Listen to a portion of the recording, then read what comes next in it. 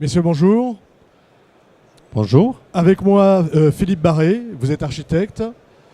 Monsieur Nicolas Vizier, délégué général d'Atlambois. Et avec vous, on va parler du premier prix dans la catégorie bâtiment tertiaire. C'est le bâtiment B du prix national construction bois. Alors, Philippe Barré, vous êtes avec Agnès Lambeau, architecte, et vous avez dessiné ce bâtiment. Est-ce que vous pouvez nous parler un peu de ce bâtiment et de son intégration dans le site de l'île de la Création à Nantes? Oui, ce bâtiment a été... Allez-y. Ce bâtiment est un bâtiment qui a beaucoup d'intérêt pour nous. Pourquoi ? Parce que c'est un bâtiment qui est construit en ville, en fait, au cœur de la ville qui est en train de se construire sur l'île de Nantes, dans le quartier de la Création. Et effectivement, la commande était assez simple et compliquée, à savoir un bâtiment qui devait faire la monstration ou la démonstration des savoir-faire de la filière bois et construire à cet endroit sur l'île de Nantes. C'était se poser la question de l'échelle du bâtiment et de sa position dans la ville, en fait. Donc à l'entrée de la ville, à l'entrée sud de la ville, à proximité de bâtiments importants, en fait, puisqu'on a les chantiers du Bijon, les anciens qui reçoivent aujourd'hui l'éléphant, en fait, et puis un bâtiment métallique et un bâtiment, une école de la création, donc des bâtiments assez importants en béton, métal et structures existantes. Et donc c'était comment se positionner de manière urbaine à cet endroit. Alors la réponse, c'est comment? C'est un bâtiment, tout est lancé Donc la réponse, c'est effectivement un programme qui, au regard des bâtiments que j'ai décrits, un bâtiment qui occupe 1500 mètres carrés, tout compris, un rez-de-chaussée ouvert au public, donc un bâtiment est lancé effectivement le plus haut possible et qui offre une forme unique, en fait, cette forme d'ellipse ou de feuille ou de goutte d'eau, certains l'ont dit, en fait, et qui est évidé en son cœur, en fait, et qui permet justement, on pourra peut-être en parler tout à l'heure, de ventiler naturellement les bureaux, puisqu'on offre une place au premier étage, en fait, un atrium ventilé naturellement. D'accord. On est sur un bâtiment BBC où il y a des certifications, il y a des choses comme ça. L'originalité, peut-être, c'est qu'il n'y a pas de certification sur ce bâtiment. C'est plutôt une grande confiance de l'ensemble des partenaires, à savoir Atlambois, en fait, le promoteur ADI, qui a aussi participé à ce projet, et y compris la Samoa, qui...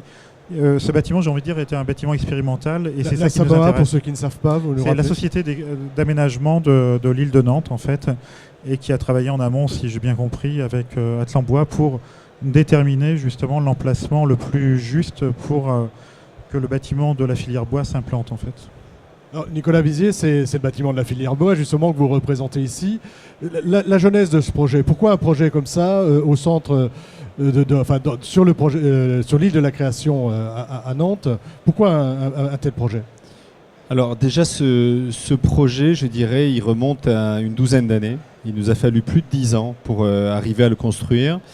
L'idée, c'était au départ l'association Atlambois, qui représente toute la filière de l'amont à l'aval, donc les forestiers, les scieurs, les constructeurs, le bois énergie, n'avait pas de lieu emblématique pour expliquer ce qu'on fait toute la journée, c'est-à-dire fédérer des professionnels et communiquer sur la filière.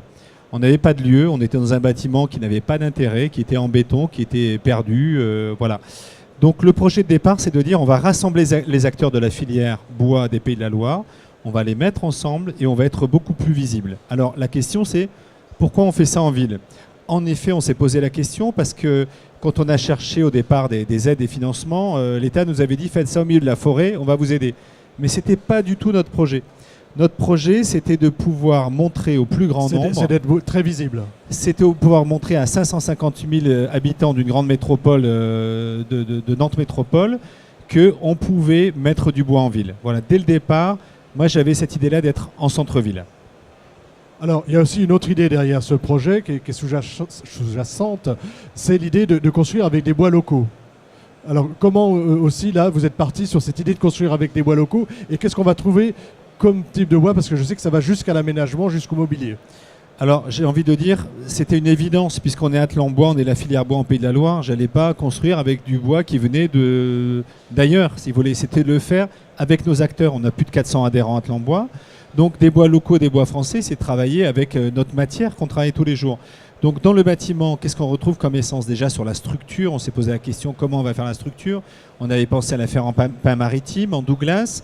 Elle est essentiellement, on a donc un système de portique qui est en Douglas, mais avec une originalité. C'est ça aussi l'intérêt de ce projet, c'est qu'il a évolué au fil du temps.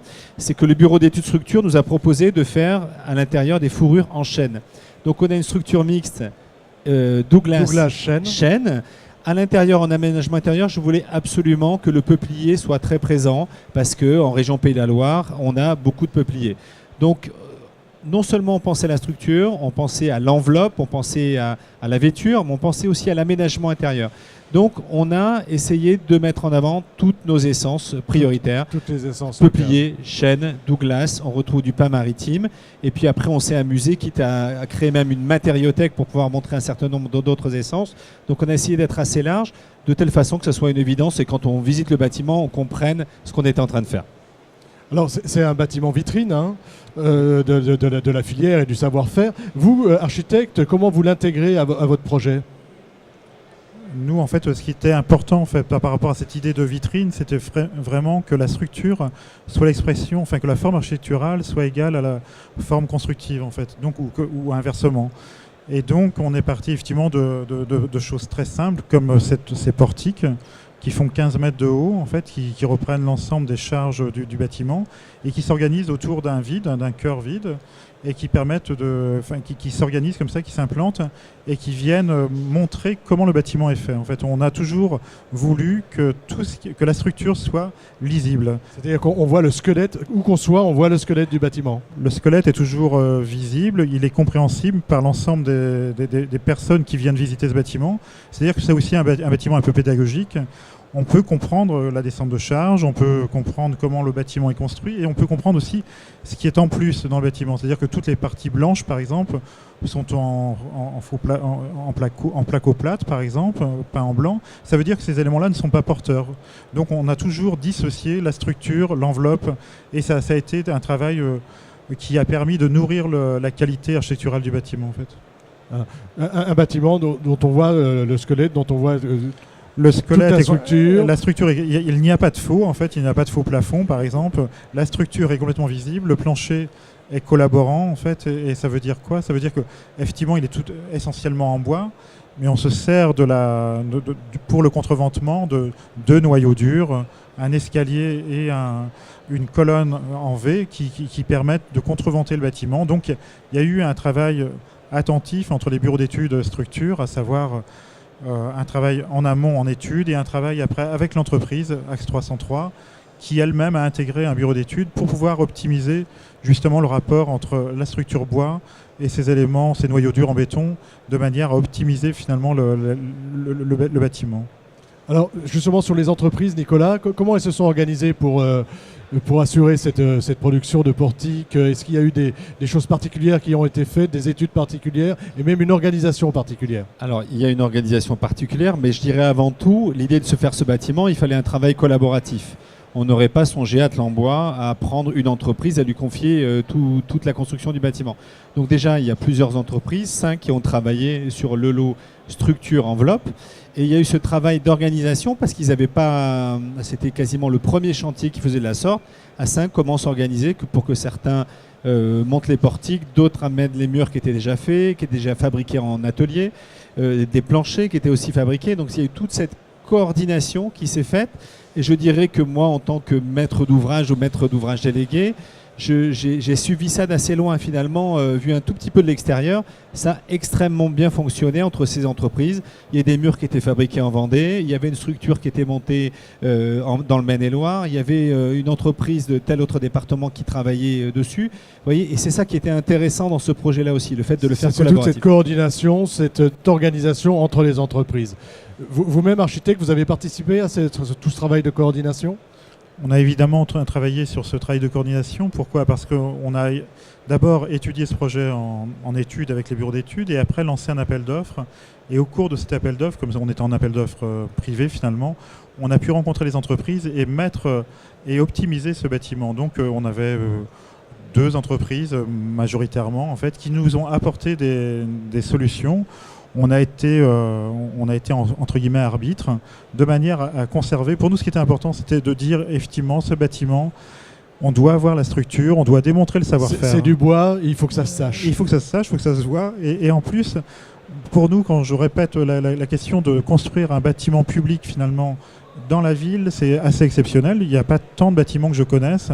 Moi, je parle toujours du bâtiment de Quimper, du théâtre de Quimper qui avait été par Michelin à l'époque, en fait. Et aujourd'hui, c'est un bâtiment, je pense, qui a un statut public dans la ville, ou en tous les cas, s'il ne l'a pas, il va l'avoir demain, puisque c'est l'entrée, comme je le disais en préambule, de l'entrée dans la ville. Et cette forme singulière, c'est aussi un bâtiment qui forme îlot, en fait, autour duquel on tourne, autour duquel, en fait, cette forme a une qualité, c'est que ces ventelles en bois qui protègent aussi les bureaux du rayonnement solaire, eh bien, on peut penser que ça va vieillir de manière harmonieuse et de manière cinétique, en fait. Et donc, c'est vraiment un bâtiment expérimental, en fait, sur le vieillissement du bois, sur la ventilation, sur la structure, et peut-être même sur la forme et sa position dans la ville. Et sa position dans la ville, et sa une forme position de dans la ville. signal. Oui, de signal. Moi, j'appelle ça une borne urbaine, en fait, mais dans le bon sens du terme. On n'est pas question de coller des affiches dessus, c'est plutôt lui-même.